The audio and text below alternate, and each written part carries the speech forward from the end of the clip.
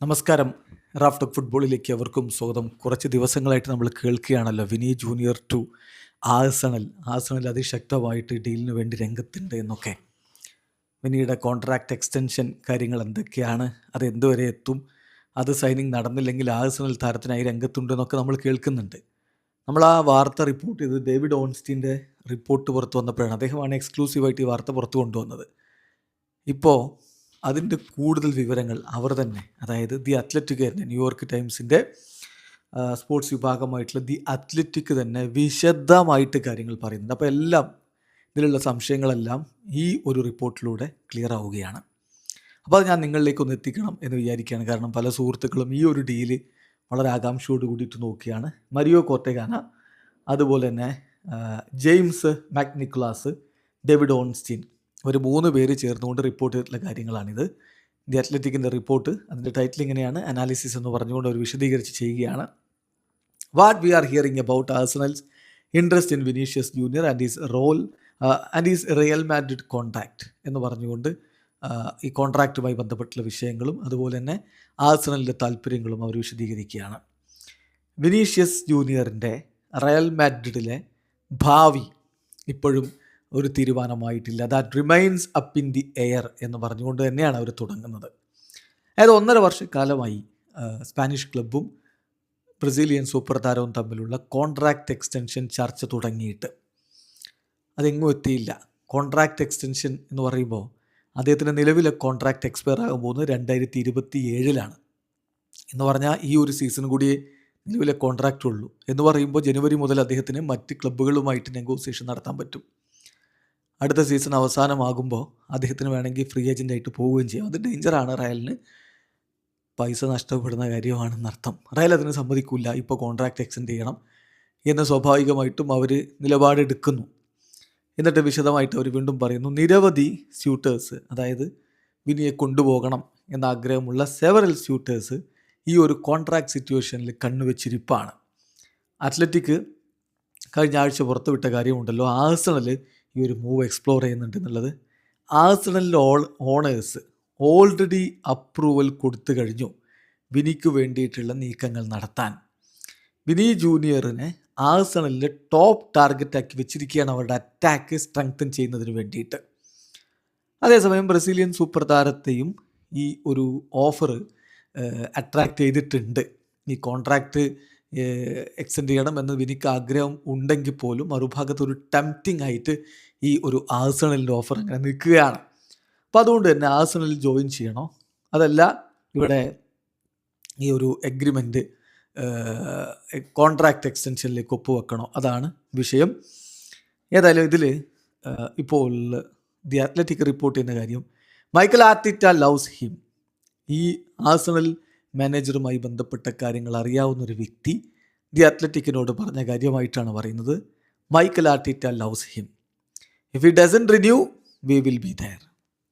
അതാണ് ആഴ്സണലിൻ്റെ stand. Vini Junior റയലുമായിട്ട് കോൺട്രാക്റ്റ് റിന്യൂ ചെയ്യുന്നില്ലെങ്കിൽ ആഴ്സണൽ അവിടെ രംഗത്തുണ്ടാവും താരത്തിന് വേണ്ടിയിട്ട്. ഇപ്പോൾ വിനി ജൂനിയറും റയൽ മാഡ്രിഡും തമ്മിലുള്ള ഇപ്പോൾ ഈ ഫൈനാൻഷ്യൽ ഡിഫറൻസ് വളരെ വലുതാണ്. വളരെ സിഗ്നിഫിക്കൻ്റ് ആയിട്ടുള്ള ഡിഫറൻസ് ഉണ്ട് കോൺട്രാക്റ്റ് എക്സ്റ്റൻഷൻ ചർച്ചകളിൽ. അതായത് ഇപ്പോൾ ഈ ആഴ്ച, വരുന്ന ആഴ്ച തിങ്കളാഴ്ച മുതൽ അടുത്തൊരു ഡിസ്കഷനിലേക്ക് കടന്നേക്കും. 26-കാരനായിട്ടുള്ള താരം ട്രെയിനിങ്ങിലേക്ക് മടങ്ങിയെത്തുന്നു. മൺഡേ അദ്ദേഹം ട്രെയിനിങ്ങിന് ഉണ്ടാവുമെന്ന് ഇന്നലെ ഹോസെ മൊറീഞ്ഞോ പറഞ്ഞിട്ടുമുണ്ട്. അപ്പോൾ അത് കഴിഞ്ഞാൽ സ്വാഭാവികമായിട്ടും അദ്ദേഹം തിരികെ എത്തിക്കഴിഞ്ഞാൽ സ്വാഭാവികമായിട്ടും ഈ ചർച്ചകൾ പുരോഗമിക്കും. അപ്പോൾ വിനിയുടെ മുമ്പിൽ 3 ഓപ്ഷനുകളാണ് ഇപ്പോഴുള്ളത്. എക്സ്റ്റെൻഡ് വിത്ത് മാഡ്രിഡ്, ഒന്നാമത്തതാണ് റയൽ മാഡ്രിഡുമായിട്ട് കോൺട്രാക്റ്റ് എക്സ്റ്റെൻഡ് ചെയ്യുക. അല്ലെങ്കിൽ wait until next summer to depart as a free agent. രണ്ടാമത്തെ കാര്യം അതാണ്. കോൺട്രാക്റ്റ് സൈൻ ചെയ്യാതെ അവിടെ തന്നെ നിൽക്കുക, എന്നിട്ട് അടുത്ത സമ്മറിൽ ഫ്രീ ഏജൻ്റായിട്ട് പോവുക. പക്ഷെ അങ്ങനെ വന്നാൽ റയൽ താരത്തിന് പ്ലെയിൻ ടൈം ഒക്കെ കുറക്കാനുള്ള സാധ്യതയുണ്ട്. And third one, or join Arsenal now. ഇപ്പോൾ തന്നെ ആഴ്സണലിൽ ജോയിൻ ചെയ്യുക. ഈ 3 ഓപ്ഷനാണ് ഇപ്പോൾ വിനിയുടെ മുമ്പിലുള്ള. ഒന്നുകിൽ കോൺട്രാക്റ്റ് എക്സ്റ്റെൻഡ് ചെയ്യുക, അല്ലെങ്കിൽ അവിടെ തന്നെ തുടർന്ന് അടുത്ത സമ്മറിൽ ഫ്രീ ഏജൻ്റായിട്ട് പോവുക, അല്ലെങ്കിൽ ഇപ്പോഴേ ആഴ്സണലിലേക്ക് ജോയിൻ ചെയ്യുക.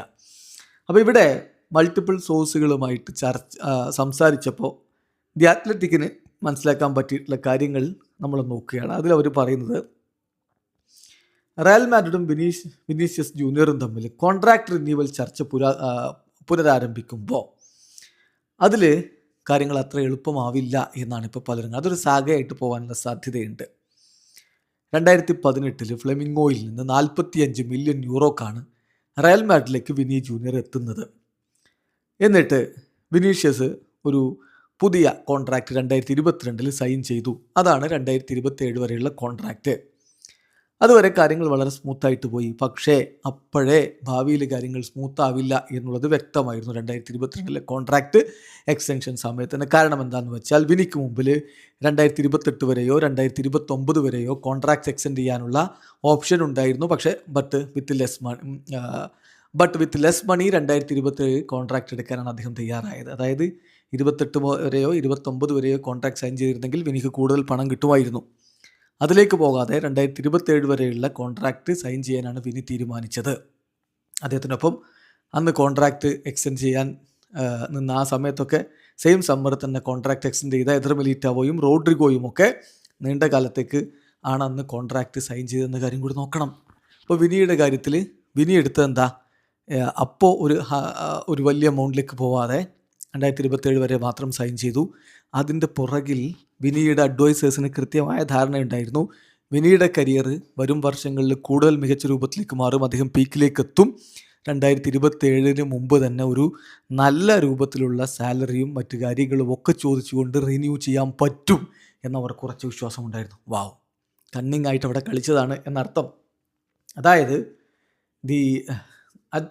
at the time Vinny Jr. and his inner circle were confident that his outstanding season, in which he scored the decisive goal in the Champions League final against Liverpool, was just the beginning of his establishment as an elite player.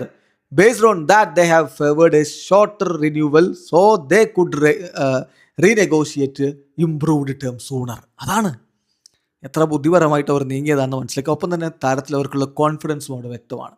അപ്പോൾ അതുകൊണ്ടാണ് അന്ന് മറ്റുള്ളവർ extend ചെയ്ത് അത്രയും വർഷങ്ങളിലേക്ക് വിനി extend ചെയ്യാതിരുന്നത്. ഈ സമയത്ത് കൂടുതൽ പണം ചോദിച്ചുകൊണ്ട് ബെറ്റർ ടേംസിൽ കോൺട്രാക്ട് സൈൻ ചെയ്യാന്നുള്ള തീരുമാനം അവരെടുത്തിരുന്നു. അതേപോലെയാണ് കാര്യങ്ങൾ പോകുന്നത്. അദ്ദേഹത്തിൻ്റെ സാലറി ഇപ്പോൾ വർദ്ധിച്ചിട്ടുണ്ട്.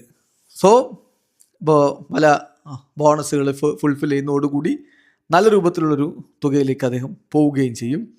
കാരണം ഫിഫയുടെ ബെസ്റ്റ് അവാർഡ് 2024 നേടി. അതൊക്കെ ബോണസ് ട്രിഗർ ചെയ്യുന്ന കാര്യമായിരുന്നു. അതുപോലെ തന്നെ ഇപ്പോൾ നോക്കുക, Vini Junior earns around 18 million euro net per season. അതാണ് ഇപ്പോൾ ഉള്ളത്. ജനുവരി 2025 മാഡ്രിഡിൻ്റെ ജനറൽ മാനേജർ ഹോസെ ഏഞ്ചൽ സാഞ്ചസും ചീഫ് സ്കൗട്ട് യൂനി കലാഫെറ്റും വിനി ജൂനിയറുമായിട്ട് കണ്ട് സംസാരിച്ചിരുന്നു. വിനി ജൂനിയറിൻ്റെ 2 ഏജൻറ്റുമാരുമായിട്ടും ഫാദറുമായിട്ടൊക്കെ സംസാരിച്ചിട്ടുണ്ടായിരുന്നു. കോൺട്രാക്റ്റ് എക്സ്റ്റൻഷൻ തന്നെയായിരുന്നു അന്ന് അവരുടെ ചർച്ചയുടെ വിഷയം. അപ്പോൾ അവർ പ്രപ്പോസ് ചെയ്തത് ഒരു 20 million euro net per season വിനിക്ക് പുതിയ കോൺട്രാക്റ്റിൽ. അത് വിനീഷ്യസ് ജൂനിയറിൻ്റെ ഭാഗത്തുള്ളവർ അന്ന് ഏജൻറ്റുമാരും പിതാവും ഒക്കെ അത് റിജക്റ്റ് ചെയ്തത് പോരാന്ന് പറഞ്ഞു.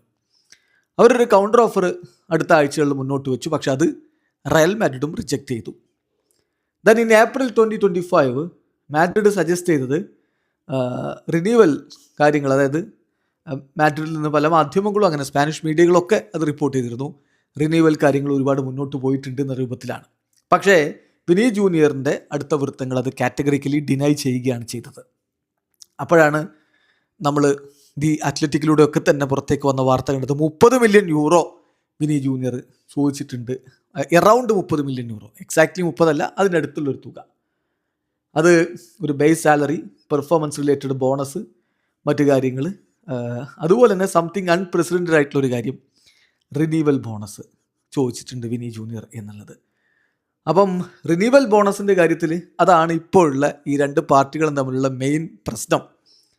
അതായത് റയൽ മാഡ്രിഡിൻ്റെ ആർഗ്യുമെൻ്റ് എന്താണെന്ന് വെച്ചാൽ അവർക്ക് ഒരിക്കലും ഈ വേജ് ക്യാപ്പ് ഒരു താരത്തിന് വേണ്ടി മാത്രം അവർക്ക് ഉയർത്താൻ പറ്റില്ല. വിനി ജൂനിയറുമായിട്ട് അടുത്ത വൃത്തങ്ങൾ പറയുന്നത് റിന്യൂവൽ ബോണസാണ് അപ്പം അദ്ദേഹത്തിൻ്റെ സാലറി ഇൻക്രീസ് ചെയ്യുക അല്ലെങ്കിൽ ഏർണിങ്സ് ഇൻക്രീസ് ചെയ്യാനുള്ള ഒരേ ഒരു വഴി. ഇതാണ് ഇപ്പം കിലിൻ എംബാപ്പയ്ക്ക് ലഭിക്കുന്നത്. ഓൾമോസ്റ്റ് സിമിലർ സാലറിയാണ്. പക്ഷേ എംബാപ്പയ്ക്ക് സൈനിങ് ബോണസ് എന്ന് പറഞ്ഞുകൊണ്ടൊരു തുക കിട്ടിയതുകൊണ്ട് അദ്ദേഹത്തിന് വലിയ രൂപത്തിലുള്ള വരുമാനം വിനിയേക്കാൾ കൂടുതൽ ലഭിക്കുന്നുണ്ട്. അത് 2024 PSG നിന്ന് ഫ്രീ ഏജൻ്റായിട്ട് വന്നപ്പോൾ കൊടുത്ത സൈനിങ് ബോണസ് വളരെ വലുതായതുകൊണ്ട് വിനിയേക്കാൾ നല്ല വ്യത്യാസത്തിലുള്ളൊരു ഏണിങ്സ് ഇപ്പോൾ എംബാപ്പയ്ക്ക് കിട്ടുന്നുണ്ട്. അപ്പം മാഡ്രിഡ് എല്ലായ്പ്പോഴും ഇങ്ങനെ വിനിയുടെ ഈ റിക്വസ്റ്റ്, അതായത് തനിക്ക് കോൺട്രാക്ട് റിന്യൂവൽ സൈൻ ചെയ്യുമ്പോഴുള്ള ബോണസ് വേണം എന്നുള്ളത് അതിനോട് ഒപ്പോസ് ചെയ്ത് നിൽക്കുകയാണ്. കാരണം അതിൻ്റെ ഒരു കാരണം ഇതൊരു ഡേഞ്ചറസ് ആയിട്ടുള്ള ഒരു പ്രീസൈഡിങ് ഉണ്ടാക്കും. കാരണം ഇനി ഏത് താരത്തിൻ്റെ കോൺട്രാക്ട് റിന്യൂ ചെയ്യുമ്പോഴും ഇത്തരത്തിലുള്ള ബോണസ് കൊടുക്കേണ്ടി വരും എന്നവർ ഭയക്കുന്നുണ്ട്.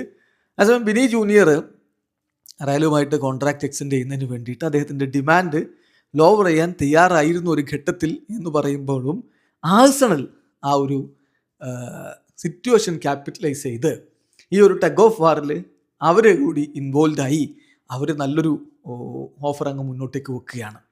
അവർ വളരെ അവെയറാണ്, അതായത് വിനി ജൂനിയറുടെയും റയൽ മാഡ്രിഡിൻ്റെയും സ്റ്റാൻസിലുള്ള ആ ഒരു ഗ്യാപ്പ്, എമൗണ്ടിലുള്ള ഗ്യാപ്പ് അവർക്ക് കൃത്യമായിട്ട് ധാരണയുണ്ട്. അപ്പോൾ ആഴ്സണൽ കുറച്ച് മാസങ്ങളായിട്ട് ഇതിൻ്റെ പുറകിലുണ്ട് എന്നാണ് ഇപ്പോൾ ദി അത്ലറ്റിക് റിപ്പോർട്ട് ചെയ്യുന്നത്. ഇപ്പം മാഡ്രിഡ് ഇപ്പോൾ യാൻ ഡയമണ്ടെ എത്തിക്കുന്നു RB ലീപ്സിഗിൽ നിന്ന് എന്നുകൂടി കാണുമ്പോൾ ആ ഒരു പൊസിഷൻ വെൽ കവേർഡ് ആക്കുക എന്ന ഉദ്ദേശം കൂടി അതിലുണ്ട് എന്ന് മനസ്സിലാക്കുന്നു. അപ്പോൾ അതുകൊണ്ട് തന്നെ ആഴ്സണലിൻ്റെ ഭാഗത്ത് നിന്ന് അവരുടെ പ്രൊജക്റ്റിനെ മുന്നോട്ട് കൊണ്ടുപോകാൻ ഏറ്റവും നല്ലൊരാൾ അത് വിനി ജൂനിയറാണ് എന്നവർ മനസ്സിലാക്കുന്നു എന്നാണിപ്പോൾ ദി അത്ലറ്റിക് റിപ്പോർട്ട് ചെയ്യുന്നത്. അതിൽ ഇത് പ്രൈമർലി ഫുട്ബോൾ ഡ്രിവൻ പെർസ്യൂട്ടാണ്. Arsenal know that there are very few players who can genuinely add new dimension to their title winning team and they count Vini Junior among that number. വളരെ കുറഞ്ഞ ആളുകൾ മാത്രമേ ഇപ്പോൾ ആഴ്സണലിൻ്റെ ടീമിനെ മറ്റൊരു രൂപത്തിലേക്ക് ഉയർത്തി കൊണ്ടുപോകാൻ കപ്പാസിറ്റി ഉള്ളവരായിട്ട് ഫുട്ബോൾ ലോകത്തുള്ളൂ. അങ്ങനെ അവൈലബിൾ ആയിട്ടുള്ള ഒരാളാണ് വിനി ജൂനിയർ എന്നാണ് ആഴ്സണൽ കണക്കാക്കുന്നത്. അതുകൊണ്ട് തന്നെ ആ പ്രൊജക്റ്റിൻ്റെ മെയിൻ മുഖമായിട്ട് വിനിയെ അവർ അവതരിപ്പിക്കാൻ തയ്യാറാണ്. വിനിക്ക് വലിയ തുക കൊടുക്കാൻ അവർ തയ്യാറാണ്. അപ്പോൾ അതുകൊണ്ട് വിനിയെ അവർ ടെംപ്റ്റ് ചെയ്തുകൊണ്ടിരിക്കുന്നു. എന്തും സംഭവിക്കാം, എല്ലാം ഇനി വിനിയുടെ കയ്യിലാണ്. വിനി ജൂനിയർ ഈ കോൺട്രാക്ട് എക്സ്റ്റൻഷൻ നടത്തിയില്ലെങ്കിൽ, ആ സൈനിങ്ങിലേക്ക് പോയില്ലെങ്കിൽ ഡെഫിനറ്റ്ലി അദ്ദേഹത്തെ ആഴ്സണൽ കൊണ്ടുപോകും എന്ന് വേണം മനസ്സിലാക്കാൻ. എന്ത് സംഭവിക്കുന്നത് വരും ദിനങ്ങളിൽ അറിയാം എന്നാണ് ദി അത്ലറ്റിക് റിപ്പോർട്ട് ചെയ്യുന്നത്. അപ്പോൾ ഇതിലെ മൊത്തം വിവരങ്ങൾ നിങ്ങൾക്ക് ഈ ഒരു റിപ്പോർട്ടിലൂടെ കിട്ടും. വീഡിയോ അവസാനിക്കുന്ന ഫുട്ബോൾ ലോകത്തെ കൂടുതൽ വിശേഷങ്ങളുമായി റാഫ് ടോക്സ് എത്താം.